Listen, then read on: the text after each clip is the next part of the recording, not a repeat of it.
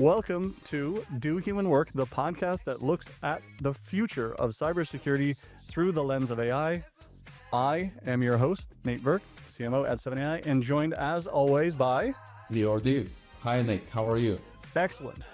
Our guest today is Olivia Phillips, our first ever guest with the Business Information Security Officer title. Olivia represents a new wave of cyber leadership, one where emotional intelligence and organizational fluency matter just as much as threat detection and compliance frameworks. Her role as BISO is unique. She is the connective tissue between cybersecurity and the business it supports, spending at least as much time with business stakeholders as with her own cyber team, a deliberate choice that ensures security is embedded in operations, not bolted on.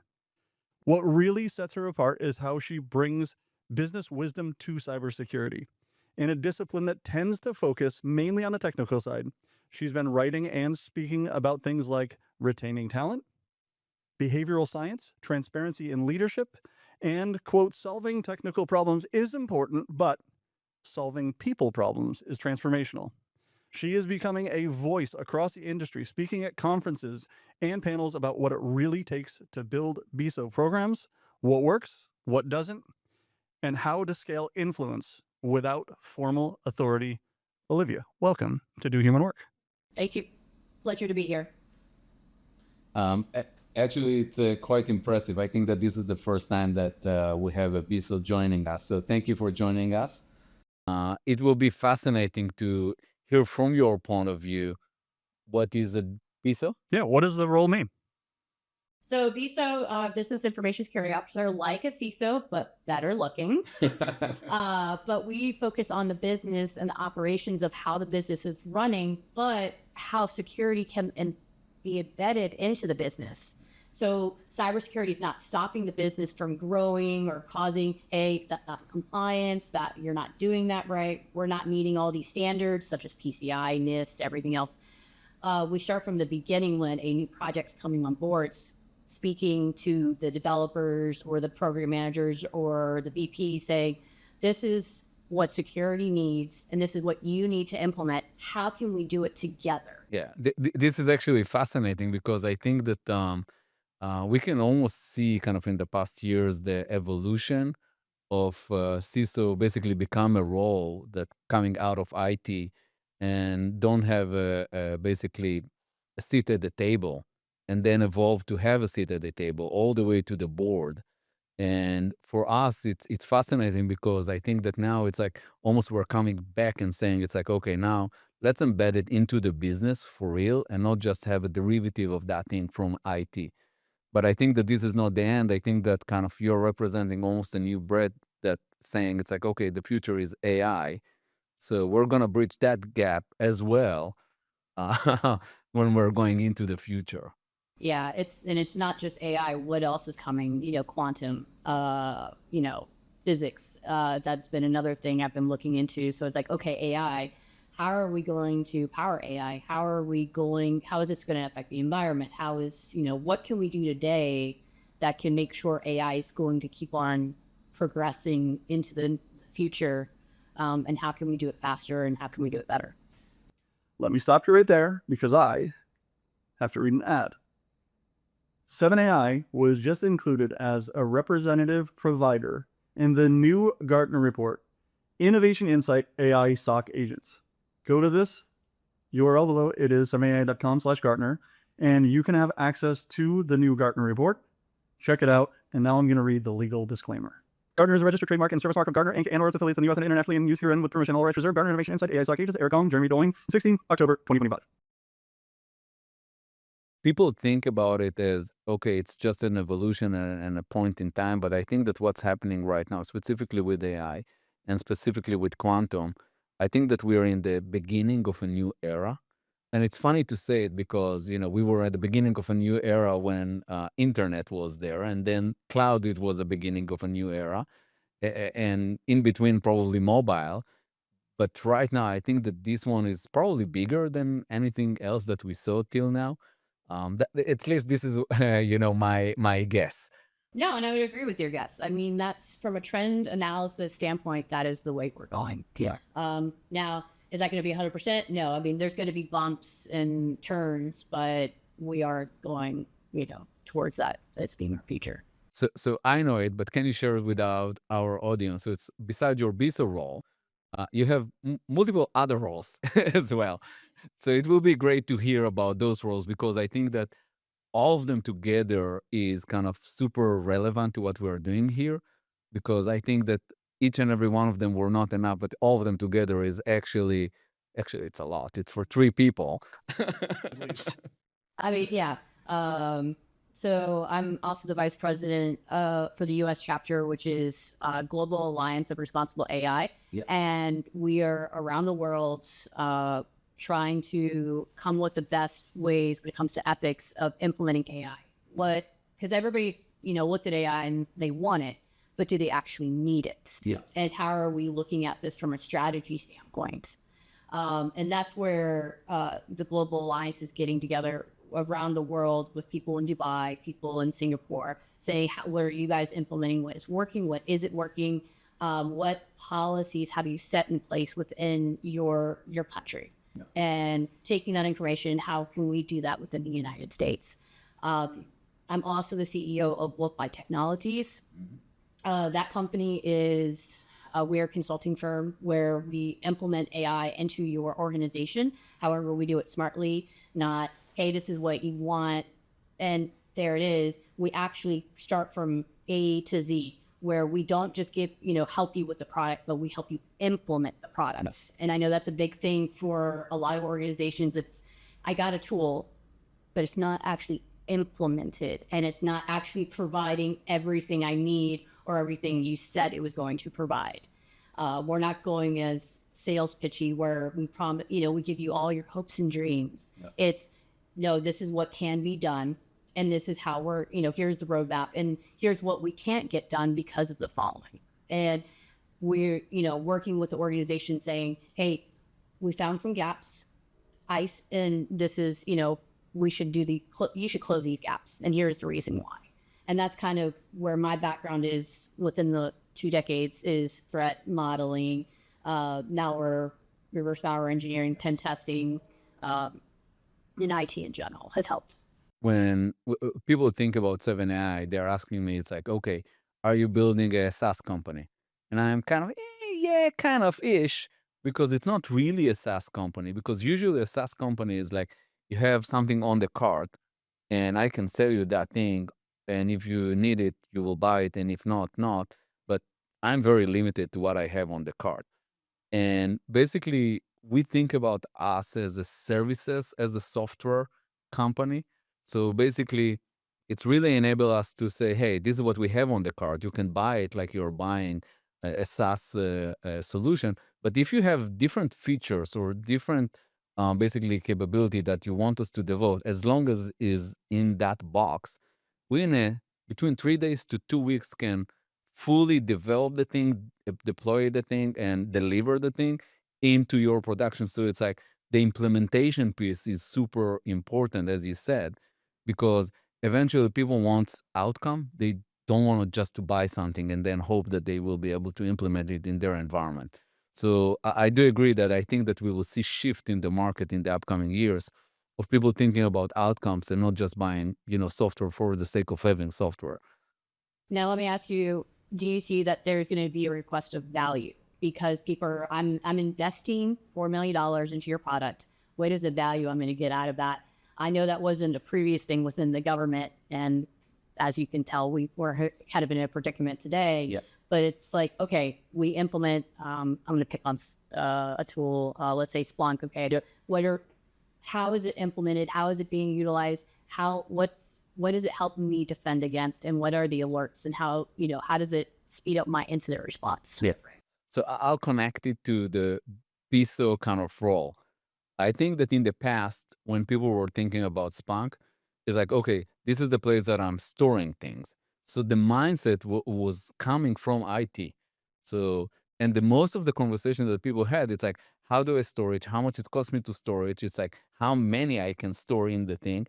And then it's like, almost as a by the way, it's like, okay, I actually can run detection and maybe it's give me value. We try to flip it on its head. So, and this is kind of very similar to the BISO kind of point of view and approach.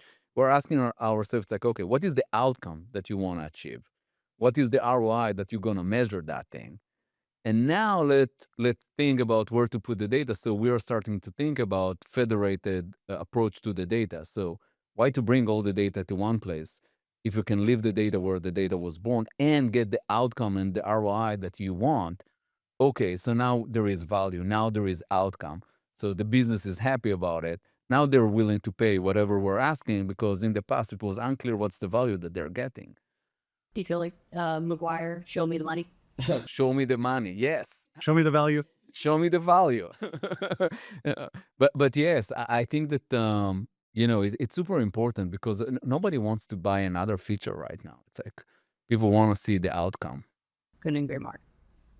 I want to go back to the BISO role one more time, because one of the things that stood out when I was doing the research here is something that you said, and you wrote, you can't have ego in this role. Everyone will show up with one. That's okay, but I cannot. This is how you keep communication open, which is, I think, kind of different in Yes. cybersecurity, Yeah. right? What does that actually look like in practice?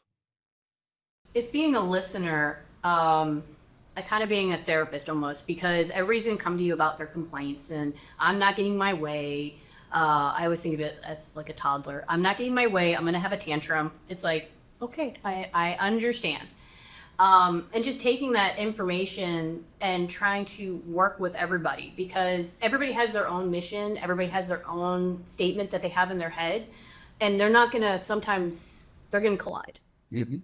And well, Sally's not getting me this, and or Johnny's not giving me this, and it's like, okay, why are we having these egos? I understand you are a proud person, and I love you for that, but we have to meet somewhere in the middle, and I have to meet that individual where they are, not where I want to be. And I think that's a big thing for ego is, no, you have to meet me where I'm at. Well, a lot of people don't do that. You have to put your guard down. You have to put like the ego away, and meet them where they are to actually fully understand the problem and understand what's going on. And then once you meet them where they are, go hand in hand and say, okay, let's take a journey. And this is where I would like us to be. How can we get there? Like, what do we need to do? Help me understand what your dilemma is and your, why you're having hesitation. And let's do it together.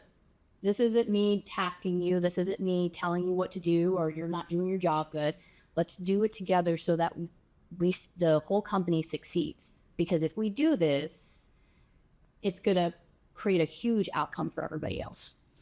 This is part of the EQ in the equation of, not just to be right, is how you take people with you in this journey.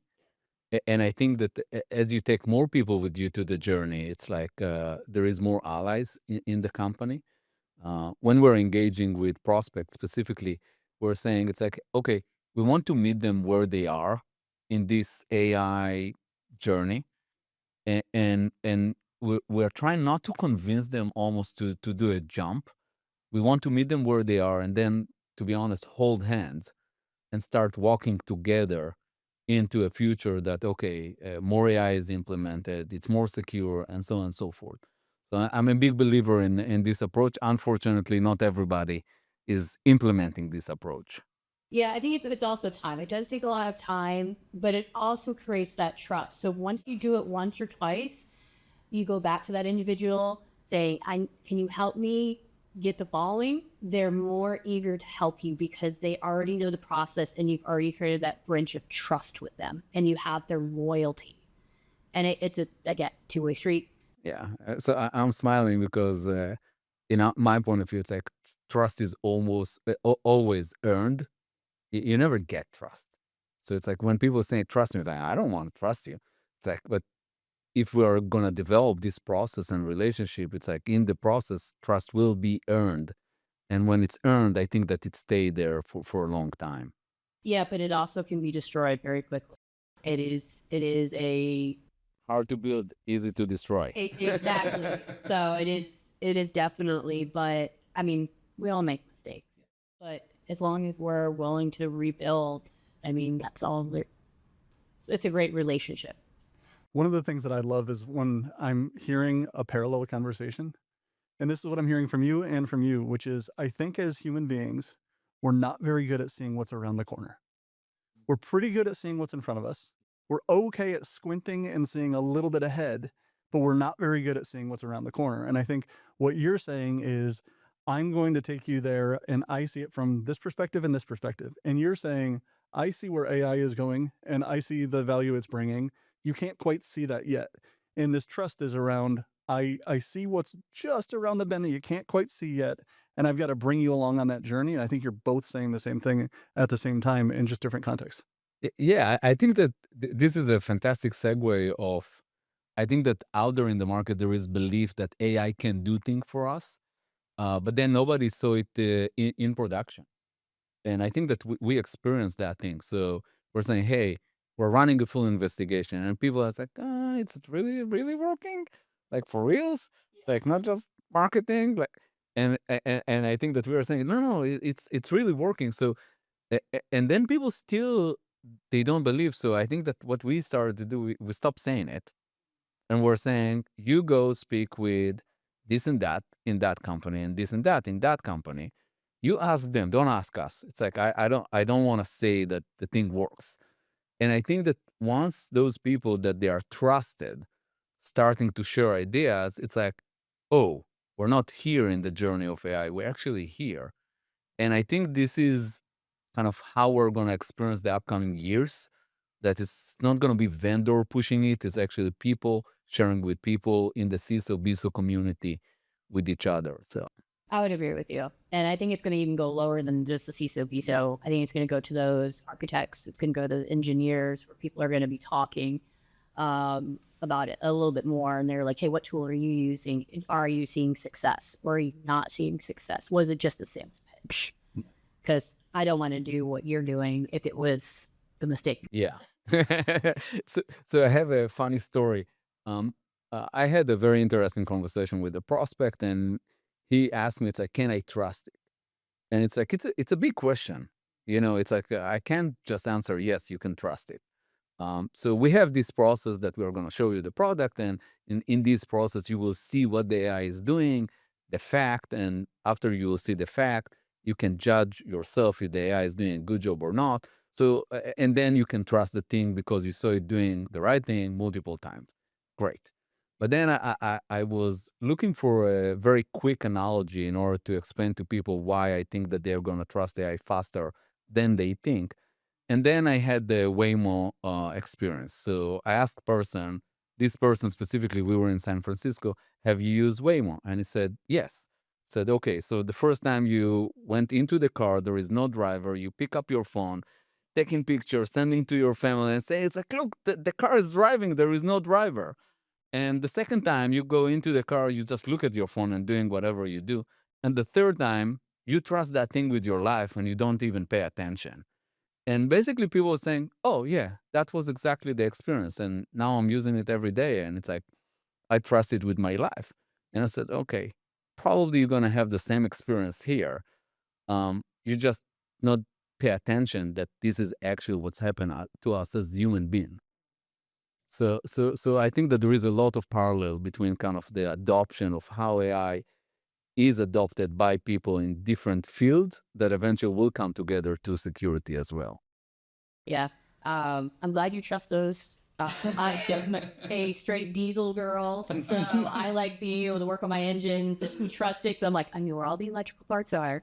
And, but one day I will probably get one of those and be like on a roller coaster, scared and everything, and be like, please don't. But I know there's a lot of people have said they're very, they love them. It's very successful, and they feel safe in them. I'm like, but again, it goes back to trust. I don't trust them, and it kind of goes back to maybe my my cyber standpoint, where it's just like, all right, I've seen this in movies, and I'm like, I see, all these things, and I'm all like, I don't know how it is from a security standpoint. Now, if I did probably the research, I could probably be like, okay, it's secure, but it's me taking the opportunity to actually do the research. So let's talk about adoption of AI, because think about it. In one hand, we understand that it's inevitable. In the other hand, we're cyber people. It's like our job is not to trust anything. So it's like, what is your take about kind of how fast it's gonna be? I see a lot of people implementing it. I see a lot of pros and cons. I see a lot of, I mean, we can take Microsoft. They fired a whole bunch of developers because they're like, oh, we have AI. I don't remember how many people they fired. And then all of a sudden, after I think a week of implementation, it backfired. So I think we have to actually see it instead of ignoring it, and actually see where it actually is, because I think it's growing faster than we can handle it. And we're trying to put it around a fence, keeping it corralled. And it's finding all kinds of ways to get through. So that's kind of where I see it. It's like, we have our blinders on and we got to take them off. Yeah. If we're going to fully be successful in the AI, I always think of AI because I'm like, all right, from an incident response standpoint, I'm all like, tell me the 5 Ws. And I know that's always been a big issue for some incident responders. They're like, I did tell you the 5 Ws. No, you didn't give me all the information. If you want me to look into this and you want to tell me this is a huge risk, I need the 5 Ws. Like, and sometimes you can't answer the 5 Ws, but you can at least say, this is what I saw and this is how it's looking.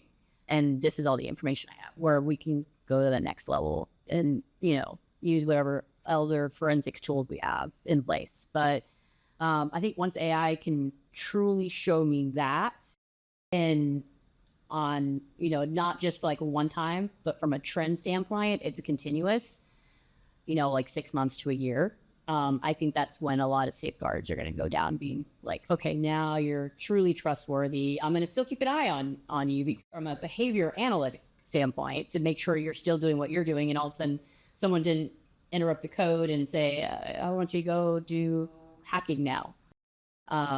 But that's where we just have to trust what we have, trust the developer behind the AI, and just verify none of the data is being compromised and it's actually doing what it needs to do. Okay. My favorite question that we ask every single time. This is a little bit of a segue, but if I could wave a magic wand and I could give you back 25% of your time, what would you do with it? And I'm keeping this purposefully vague. Yeah, I'm just trying to think. I'm all like, that 25% time. I'm like, I feel like people would find that time and be like, meetings. I think it would be, what can we do better from a process standpoint? How can we improve our procedures? And what can we do better? It's like, here we are, we have the basics.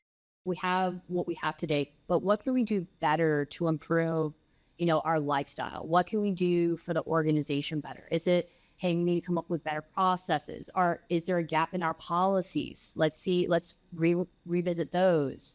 Because at the end of the day, no one's ever 100%, but the closer we are to 90%, the better. And I think giving that, if I had 25%, it's like, hey, how can we get better? How can we improve our day to day? And outside of work, you get 25% back. What would you do? That's a hard one. You always like to ask it like an open-ended, and it's like it's like, okay, I didn't expect that. I would probably work on like more woodworking. I've been my metal like knives I created. Probably have more time for that. Be more. I used to draw all the time. I used to create things, and I can really do that. We like to ask this question because it kind of throw the conversation and the mind to a different direction. But if I can find a common denominator, it's creativity. So people basically say, oh, I'm going to have time back. I'm going to be more creative. And I love it because I think that many people are afraid, oh, AI will take my job. And I don't think so. I think that AI will do the mundane stuff. And in general, not just in security. can free up a lot of time for us to be much more creative, and to be honest, almost to use the human brain for the thing that the human brain is good at. Yeah, it's good that you bring that up because a lot of my stuff on LinkedIn, my articles and my write-ups, I get those ideas as I'm walking, as I'm doing a hike. And they'll just pop up and I'm like, oh, that's a great idea. And I always have to carry a notebook because if I'll be walking and then I'll have squirrel moments where it's like, wait, what was that thought? No, I lost it. And then I'll get it back like 3 months later. But it's like, I only wrote it down. So now I have to like write it down or I put it on my phone and just like, okay, it's there. I will get back to it. And then I'll think about it where I can start writing my article of what I want to put into it. And then I'll think about it a little bit more. And then I'll go on another hike and it'll be like, oh, let me add more to this. Like, here's some other things I didn't think about. When I ask that question too, it seems like you said, it's always creativity, but it seems like that's the thing we sacrifice first, right? Because everyone's saying if I had this time back, it would be something creative. But then when you go back to it and you're like, why am I not doing this? Why am I not writing? Why are you not painting? It really becomes because we're exhausted. We get back and we're not doing it. And it feels like we need some more emotional energy to do those things we love, but these are the things that light us up. Yeah. But I think also it's the culture, because it's like you got to think in boxes. Boxes are the only thing that work. But then when you become creative, you're like, I want to be a circle. I want to be a triangle. And a lot of people, it's kind of weird, and I've seen it, where a lot of people frown upon it. And they're like, you're different. And you think differently. Go, like, you're good. No, we're good. Because you're not thinking like everybody else. I think that's where a lot of people lose their creativity because they have to be like everybody else. Trying to conform, yeah. Yeah, be like, I'm one of you guys. I think a little bit differently, but I'm not like 100% drastic. Because our human nature is to fit in. And I think it's interesting because I see how the culture is with cyber. I mean, but come on, folks. A lot of people who are cyber, we're not all there. I mean, we are. And this is to our audience. Yeah. You guys are not People are nodding right now. I mean, we're. I mean, in school, I was always the weird chick. I was always that she's not all there. But it's made me to where I am today. It's made me successful because I'm not, I was the weird person. It made me think outside the box, and it helps me with culture and leadership and how I think of things, and how, as me as a leader, I don't think or do some things that are done today as leaders. I'm like, hey, how can we do differently? Because I always feel, I've had people work for me that they felt their voice was heard. Yeah, I think that the cyber community is actually a great community for people that think different. It's almost required for you to think different. In order for you to be successful, you have to be a little bit off, a little bit different. And I think that this is a good thing. So I always say it's like, if you want kind of these very unique ideas, you have to bring unique people. The term that pops into my head is proud, noble misfits. Right? That's kind of what it is. I just wanted to stay on that for 1 second, because one thing you said here that I really liked and I wanted to ask you about is about, where is it, right here? Oh yeah, this is the one I really liked, about transparency and leadership. And you said, as leaders, we owe our teams more than encouragement. We owe them the truth. And talking about being upfront with people when they're falling short, building trust. That's not what people are talking about in cyber. And where does that come from for you? So the reason why I wrote that article was I had a leader who didn't tell me the truth and didn't tell me what was going on behind the scenes. And it was after the fact that I actually found the information. Mm-hmm. And I was very hurt, because when it comes to loyalty and getting loyalty from your employees, you need to tell them what's going on. And when they find out from another source, because let's be honest, everybody talks. We all love drama. It was, well, why didn't you tell me that? why did you hide that information? If you were worried about hurting my feelings, don't. And that goes back to the ego. You're not going to hurt my feelings. I've done all that. Will I be upset? Yes. Will I be fine the next day? Yes. Yeah. But knowing the truth grows loyalty. And that's kind of where I wrote that, where just tell me what's going on. If I'm doing a bad job, if I'm not communicating well, if I'm doing a great job, say something. And it's not unable to improve and move on. And I think that part of at least what we are trying to do as an organization is we try to learn all the time and evolve and evolve. So I compare it almost to a sport team. So if there is a basketball team and one of the player was not playing good, believe me, this person, he or she, they will know about it. It's like their peer group will tell them, it's like, you didn't do good today. And that will enable them to be better at the next game and lean in. And sometimes in sport, it's almost kind of obvious that you give an instant feedback and you're always sharing. And when it's come to business, it's kind of sometimes it's lost on us. I think it's lost, but then I think also, I think this is where people need to understand HR, because I know that's another thing where people, they'll hear something from the manager and they'll go to HR and they're like, my feelings were hurt. And then it becomes like a bigger issue. And the managers don't want to deal with that. They're just like, I just was being blunt and upfront with you, because at the end of the day, I'm trying to help you grow, but some people don't see it like that. Yeah. And if this person can grow out of that thing. So if you just gave feedback and the feedback is you're just bad, it's like, okay, what do I do with it? But but if you kind of give them almost the roadmap of, okay, this is the thing that you need to do in order to evolve, it's like, okay. Yeah, and I think that's where I say, like, be upfront, be honest. I mean, I know there's stipulations of being honest and being upfront. You can tell an employee so much, but giving them the roadmap of how they could do better or how they can improve or what they messed up on. Yeah. And it's funny because I think from the leadership perspective, and you see this a lot with early stage managers, right? Where they feel like they're protecting their people and they see that as a form of loyalty, right? I'm isolating you from what's really happening here, but then they don't see it. And then I kind of draw that parallel to, when my daughter, who's 11 now, was a toddler, you just try to make sure she's not going to fall. Like, but that's how you learn to not do that the next time. So it's really trying to figure out what is exactly that right level, but we just need that to be able to learn and grow. Without that, there's no amount of loyalty that's going to make you grow. Oh, then it's stale and there is no people not evolving. So you actually hurt them more than you help them.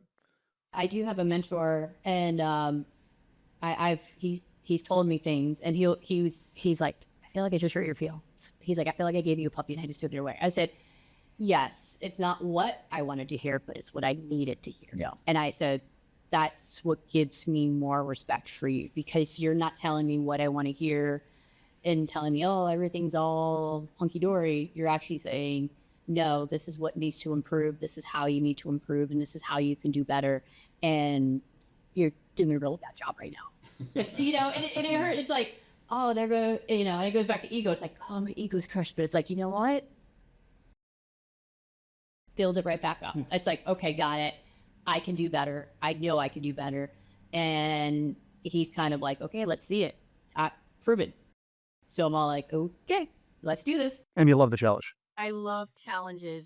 Oh, do I love challenges? I get very excited. You could probably go down the line where all my bosses would be like, first they were like, she's chaotic. She's feral, because I know that's my boss. He calls me feral.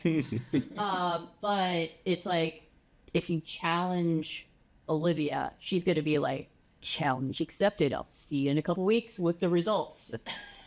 So, but yeah, that's kind of what gets me up in the morning, is like, hey, how can I challenge myself, and how can I challenge what's going on around me? It's almost the moving target.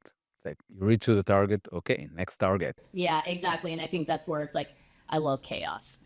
So I think that's probably most for cyber folks. It's like chaos. We thrive in it. So there is a question that we like to ask people, and we call it the CISO, and now it's going to be the BISO bucket list. So what are the things that if you will have time back, you will be able to achieve as a BISO? down with people and communicate and listen. What I mean by that is taking different people in different fields and understanding how they do their job and truly listening to them. And I don't mean like you're on your phone or you're on your computer, all technology away, listening to their day-to-day operations and going to what they do for a living and actually understanding how that part of the business runs. Yeah. It's embed yourself into the B side of the BISO. Yes. Yeah. So, and it's really just communicating because a lot of people don't communicate. I found that it's everybody's stuck on their phones. Everybody doesn't want to meet in person. And I think it's gotten worse as we move more into technology. It's just like, I won't talk to anybody. And it's like, we're creating more introverts than we have extroverts. Well, it's also crazy how easy it is. And I'm not going to name names, but I heard about a conversation this week where someone just saying, so how are you doing? Right. And yeah, everybody gets that question. You just say the easy answer. And then the follow-up is, no, how are you really doing? That's it. That's all you got to do. And you get shocked by hearing that question when someone looks you in the eye and actually says that and isn't just on the way to get coffee. It's funny because I've seen something like that where people are like, well, no, how are you doing? And they think it's just like their manager's like, oh, you're just like asking just to, meet them. What is your status? Yeah, what's your status? But no, you're actually interested. And I think that's a big thing is when it comes to talking to people, it's the interest. If people don't see the interest, they're gonna be like, okay, I'm not gonna tell you anything. But when you were like, no, seriously, how are you doing? It does take them back. It's like, wait, what? What's going on here? I have a small trick with my kids. So instead of asking them how was school or this and that, I'm kind of narrowing them to say, hey, tell me just one thing that happened to you today. So it's like, and they're like, F it, I have 5 things to tell you, not one thing. So it's like when you narrow kind of the ask, is like people actually want to share more. And I did this experiment with my kids and I said, okay, now they're talking. So, but now they know the trick because it's on camera. Well, now you gotta change it. You gotta, keep on do rotation. It's like, nope, I'm gonna do something else now, and so they don't catch on. Yeah, but I think that if we're zooming out a little bit, communication in this line of work, that it's not just geeky and just coming from the IT side of the house. I think that it's critical, specifically in security. And I think that this is, to be able to uh, bring it together, the CISO kind of role, the security role in organization, and kind of the communication, and be able to be very articulate in kind of the way that we communicate what is security and for what. I think that it changed kind of the way that we're approaching this role in general. And I'm a big believer that this is not just the task of the BCISO, it's the task of, to be honest, everybody, including the vendor size and the VAR channels and everybody else. So I personally speaking with a lot of board members, and sometimes it's in the full board setting, but many times it's just one-on-one to give kind of the inside baseball of what's going on in cyber for them to be much more knowledgeable when they are sitting in the boardroom and can share with people and ask smart questions, to be honest. Yeah, so you're kind of like giving them clip notes. Yeah, because I think that it's important because this is part of our job to bring all of those people together. But it's like, to be honest, we have a lingo that most people don't understand. So if we're not going to teach people our lingo, it's going to be hard for them to understand it. Yeah, no, exactly. It kind of reminds me of like Office Space. We've all watched it, where it's like, I can't remember the guy's name, but he's like, the engineers can't talk to the customers. The customers can't talk to the engineers. What? Wait, why can't they? I don't know. I have people skills. That's what, yeah. Okay. So a couple of quick fire questions. You up for it? Sure, let's do it. I thought you might be. Okay. One thing I loved in researching this is that you've written and talked about behavioral science and psychology. So I went to school for sociology. So I love this stuff. I actually love the science behind it. It's awesome. About that being fundamental to your success, is there any behavioral or psychology principle that has made a big difference in your approach to leadership? Eye contact and putting everything down. So, and also your body language. I have noticed that that's kind of been key, because I used to just sit there and just be like, okay, my phone, and then, but no, now it's like I turn to you, and I'm doing it right now. Turn to you, eye contact. I'm listening to what you have to say. I'm actually encouraging you to tell me more. And it doesn't seem like you're just waiting for your turn to talk. Yeah. So it's like, nope, I'm actually, how can I make your day better? It's intentional. Great word. Okay. Most overrated security practice or technology. I think everybody they jump on the buzzword and they go with it. I mean, it was AI, now it's AI. Then it was SIM, 6 years ago. Then it was clearances. And then it was it's always something. And then it's just like, okay, on to the next. And it's like, why are we making such a big deal about this? Like, it's not.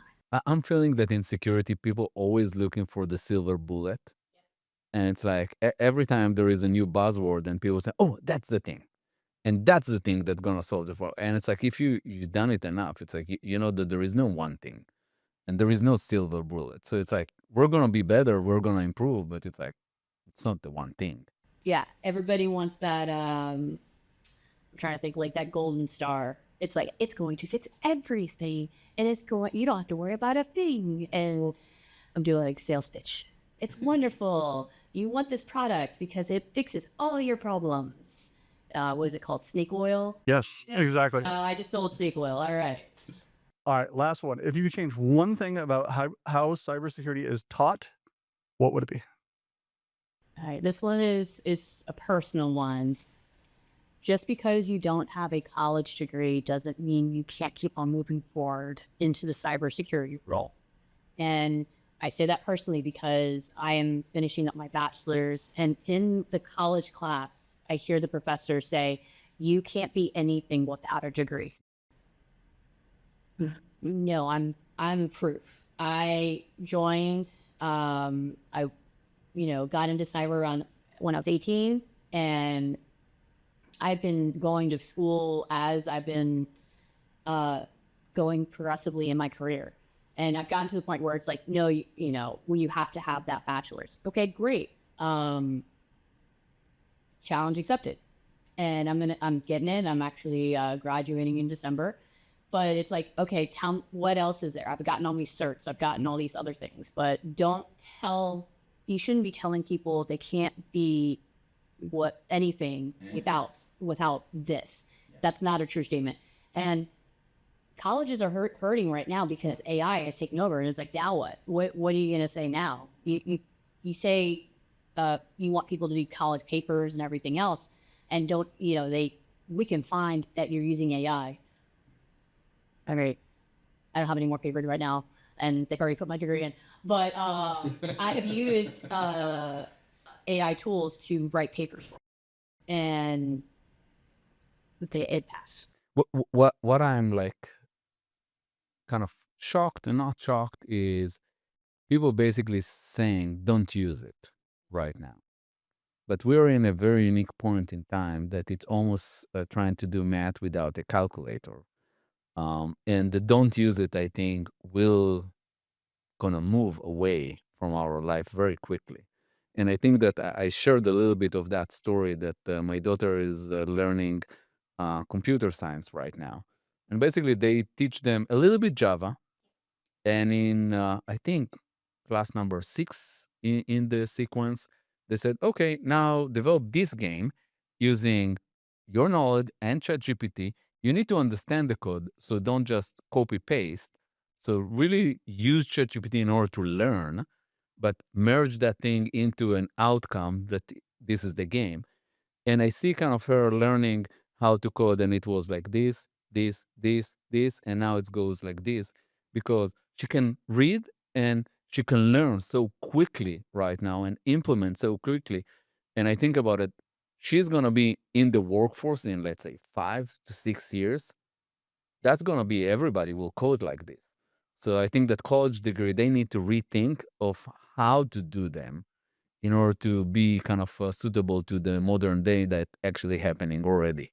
Oh yeah, absolutely. They got to catch up or you're going to become extinct like the dinosaurs. But I go back and it's interesting. I always go back and use the old stuff. Like I always tell my kids, I'm like, you gotta know these things, you gotta know that. You can't always just rely on the computers to do it. You gotta think for yourself. Because I know that's one thing with my kids. They're like, oh well, ChatGPT. I'm like, no, but you gotta actually put the thought into it. It's yes, AI can tell you because someone had the same idea, but it's like, no, I want you to come up with I want you to use your brain, because it's gonna help you in the long run. It's like I'm like trying not to judge it because I'm looking at it and I'm saying, okay, how their world gonna look like in 5 years from now, 10 years from now, when this capability that we see today will be integrated to everything that they do. Um, and to be honest, I don't have the full answer, so I don't really know. But I can tell you that my 5-year-old is speaking to the walls and expecting for an answer. So he's going around the house, open the light, show, music. What is this? Multiple that, and it's like he's 5-year-old, and for his point of view, the walls can talk, and it's okay to speak with things. So we will see. Yeah, it's definitely going to be interesting, but I think it's also going to be scary at the same time because it's like, what is our future? We're not going to know what's around the corner, but we can start seeing a little bit to predict what the next steps are. I think that this is our job to protect this future. So, I mean, what a way to end an episode. I mean, you just put a bow on it. So this has been a fascinating, awesome conversation. Thank you so much. Where can people follow your work? I'm on LinkedIn. Meet Olivia Phillips. On LinkedIn, I don't even know the full URL. We will link to it. It should be right here if you're watching this. Yes. But yeah, and I'm always up for conversation. So if you send me a chat or anything, I will always respond. Thank you so much for joining us. No, thank you. All episodes of Do Human Work are available at 7ai.com/podcast on YouTube, Spotify, and Apple Podcasts. Please share, subscribe, and if you have suggestions for future guests, let us know at dohumanwork@7ai.com.